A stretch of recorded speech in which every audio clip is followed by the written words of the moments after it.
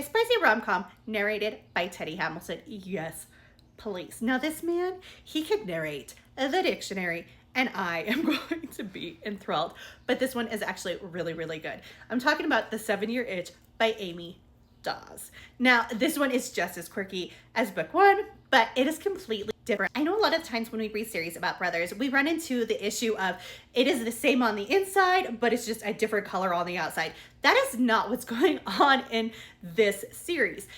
This one is completely different. Wyatt and Calder could not be any different. They are different completely. Calder is a bad boy through and through, and if you read book one, you know that is not Wyatt.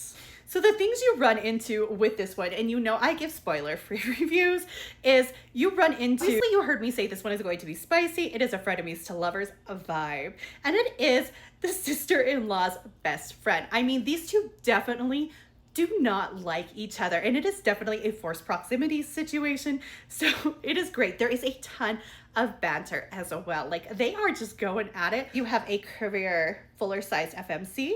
You have a divorced FMC who is dealing with that and healing from that as well as the fact that the characters are not super young, which we do not see a lot of. A lot of characters are really, really young that we read. These ones are older. They're in their 30s, and I'm gonna say I actually appreciate that. Being someone who's in my 30s, it is so nice to have characters that I can relate to, as well as like the female main character. She's actually wears the exact same clothes that I wear, and I was like, woo, yay. So that was very appreciative. Of course, you have the extra added stuff in there to make it even more interesting, but we know I'm not going to give all that extra stuff away. And when you get Teddy Hamilton, you know that you're getting that banter and that smooth voice, and you know that inner monologue with those thoughts and the spice, and you're just like, oh.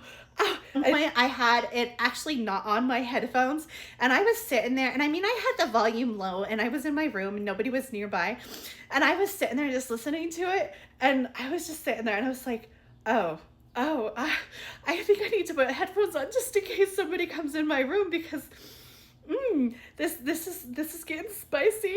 Because it was like, sometimes the inner monologue just gets a little whew. There's not an overwhelming amount of spicy scenes in here. I would not say it is like 5-star spice, but with spicy rom-coms, that's actually not uncommon. The biggest thing with this one is going to be the spicy tension and the spicy inner monologue. Most people know that with rom-coms, that's usually what you get, is more spicy tension and spicy monologue. If you are a fan of rom-coms and you have not tried an audiobook, I'm gonna say definitely when this one comes out, you definitely should check this one out, because I loved it. If you are into the forced proximity, kind of the enemies to lovers vibe, and you love some comedy, and you love the spice, and you kind of love the meddling, because I'm gonna tell you, without giving it away, there is somebody kind of pulling the strings on the side, trying to set people up without giving a whole lot away. I'm just going to kind of give that one there because it's kind of fun on that little aspect.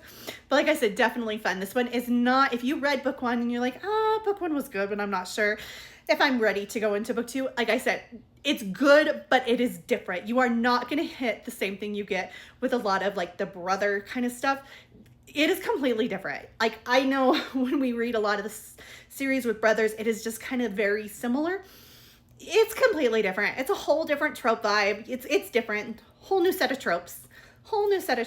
So I'm definitely say, if you are into the rom-coms and you definitely like this stuff, then you should check it out, because honestly, I was surprised. I actually enjoyed this one more than I did book one. I am going to give you a quick overview on this one so that you can decide whether you want to read this one or not. Calder is trying to find a +1 to his brother's wedding. Everything goes wrong, and Calder ends up stuck with Dakota instead, his sister-in-law's best friend, who he cannot stand. They end up at each other's throats, but you know, there is a fine line between hate and heat.